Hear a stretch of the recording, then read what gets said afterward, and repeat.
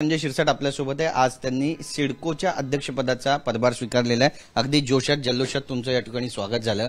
कसं वाटलं तुम्हाला? आणि जी काही आव्हानं आहेत, पत्रकार परिषदेमध्ये पण बरेचसे प्रश्न विचारण्यात आले तुम्हाला आणि प्रश्नांचा भडीमारच होता, कसं या सगळ्यांमधून मार्ग काढणार?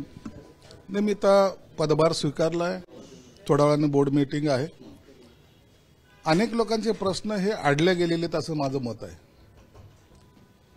काय कारण असतील मला माहित नाही, परंतु असे अनेक प्रश्न पण त्यांनी निर्माण केले की ज्यांची उत्तर मी देऊ शकलो नाही। म्हणून मी पहिल्या सिडकोचा हे सर्व कारभार थोडा समजून घ्यायचा प्रयत्न करतोय। आज कॅज्युअली आलो, उद्यापासून या सिडकोचे असलेल्या प्रश्नाबद्दल किंवा पत्रकारांनी उचललेल्या प्रश्नाबद्दल संपूर्ण माहिती घेऊन काय आपल्याला त्यात भूमिका घेता येते हा प्रयत्न मी करणार आहे। सर्वसामान्यांसाठी 40,000 घरं बांधण्यात येतील सिडकोच्या मार्फत, अशी सुद्धा एक माहिती येते। यामधलं तथ्य नेमकं काय वाटतं? निश्चित बांधणार आहेत, काही ते सिडकोची घरं रेडी आहेत, त्याचा सुद्धा ड्रॉ करणार आहेत आणि मला वाटतं या 8-10 दिवसामध्येच ती प्रक्रिया पूर्ण करणार आहोत। म्हणून फास्ट डिसिजन घ्यायचं काम आता अध्यक्ष या नात्याने मी करणार आहे। नक्कीच, म्हणजे मुंबईकरांना म्हणा किंवा नवी मुंबईकरांना म्हणा, सर्वसामान्यांना परवडणारी घरं एक ऑप्शन उपलब्ध होईल सिडकोच्या माध्यमातून। निश्चित होईल। आणि सिडकोचं एक तुम्हाला सांगतो, सिडकोचं काम करण्याची एक पद्धत वेगळी। सिडको म्हाडासारखं रिडेव्हलपमेंटमध्ये नाही, ते सिडको हे नगर वसवतो, म्हणजे एक चांगली सोसायटी ज्याला म्हणता येईल त्या पद्धतीने काम हे करतं, हे सिडको करत असतं, महामंडळ करत असतं। म्हणून या सिडकोकडे लोकांचा ओढा जास्त आहे। मग किमतीमध्ये जी तफावत दिसते ती यामुळे दिसते की सगळ्या सुखसुविधा रस्त्यासहित हेच सिडकोला करावं लागतं आणि म्हणून ते रेट कसे कमी करता येईल हा सुद्धा आमचा प्रयत्न राहील। बरं, नोव्हेंबर 10 ते 12 मध्ये मतदान होईल आणि ऑक्टोबर 10 ते 12 तारखेपर्यंत आचारसंहिता लागेल अशी माहिती मिळते। 2 शिवसेना आहेत, 2 राष्ट्रवादी आता तुम्ही जो उठाव केला त्यानंतर कुणाला फायदा होईल, कुणाला तोटा होईल असं वाटतं? मला वाटतं महायुतीला फायदा होईल। प्रत्येक जण आपापल्या पद्धतीने जोमाने कामाला लागलेला आहे। भाजप असेल, शिवसेना त्यांचे दौरे चालू आहेत। सगळे नेते हे ज्या त्या मतदारसंघामध्ये ज्या ज्या त्यांच्या पक्षाचा संभाव्य उमेदवार असेल त्या ठिकाणी कार्यक्रम घ्यायला सुरुवात केलेली आहे।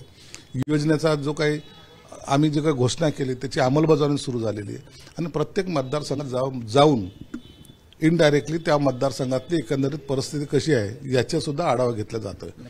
भाजप 160 जागांवरती तयारी करते आणि तेवढ्याच जागा मागणार अशी सुद्धा माहिती मिळते। त्यामुळे अजितदादा आणि तुम्हाला 60च्या आसपास जागा मिळतात, 60 ते 68च्या आसपास जागा ज्या आहेत त्या शिल्लक राहताना पाहायला मिळतात। तुमची तयारी आहे या एवढ्या जागांवरती लढण्याची? असं नाहीये, भाजपने काय तयारी केली हा प्रश्न नाहीये किंवा आम्ही काय तयारी केली हा प्रश्न नाहीच आहे। हे तिन्ही नेते मी वारंवार सांगतो, तिन्ही नेत्यांना एकत्र बसू तर द्या। एकदा ते बसून हा फॉर्म्युला जेव्हा ठरवतील त्या टायमाला मला कळेल की आम्हाला आमच्या वाट्याला किती जागा आल्यात आणि त्याच्यामध्ये मुख्यमंत्री एकनाथ शिंदे साहेब आहेत, अजितदादा आहेत, देवेंद्र फडणवीस आहेत, यांना निर्णय घेऊ द्या ना। कुणाला काय वाटतं? मला वाटतं की 200 जागा लढवत, पण मला वाटल्याने होत नाही। तर युती करणारे जे नेते, जागा वाटप करणारे जे नेते, त्यांच्या बैठकीनंतर यावर स्पष्ट तुम्हाला चित्र दिसेल। अनिल बोंडे आणि संजय गायकवाड यांनी ज्या पद्धतीनं विधानं केली राहुल गांधींबद्दल, आता अजित पवार नाराज असल्याची माहिती मिळते। ते दिल्लीत जाणार, केंद्रीय नेतृत्वांशी बोलणार की शिवसेना आणि राष्ट्रवादी काँग्रेस, शिवसेना आणि भाजपचे जे नेते एकमेकांवर टीका करतात, मोठ्या नेत्यांबद्दल वक्तव्य करतात, त्यामुळे कुठेतरी त्याचा फटका आम्हाला बसतोय, नाराजी व्यक्त केली आहे, काय म्हणाल? त्याबद्दल मला कल्पना नाही आणि याची सर्व दखल मुख्यमंत्र्यांनी घेतलेली, म्हणून याच्यावर भाष्य करणं मला वाटतं योग्य नाही। नांदेडमध्ये कार्यक्रम होतोय, त्या ठिकाणी लाडकी बहिणीचा कार्यक्रम आहे आणि निकृष्ट दर्जाचं साडी वाटप झालंय असं सुद्धा आरोप होतो। या सगळ्यांची चौकशी व्हायला पाहिजे असं वाटतं? लाडक्या बहिणीचा कार्यक्रम वेगळा आहे, त्यांच्या खात्यात पैसे जातात, साड्याचा आणि त्या पैशाचा काही संबंध नाही अर्थार्थी। एखादा कार्यकर्ता त्याच्या स्वखुशीने जर काही वाटत असेल तर त्याची किंमत किंवा सरकार देत नाहीये किंवा सरकारचा त्याच्यात कोणताही फायनान्शियल लॉस नाहीये, तो त्या कार्यकर्त्याचा उत्साह त्यांनी वाटलेलं गिफ्ट असतं।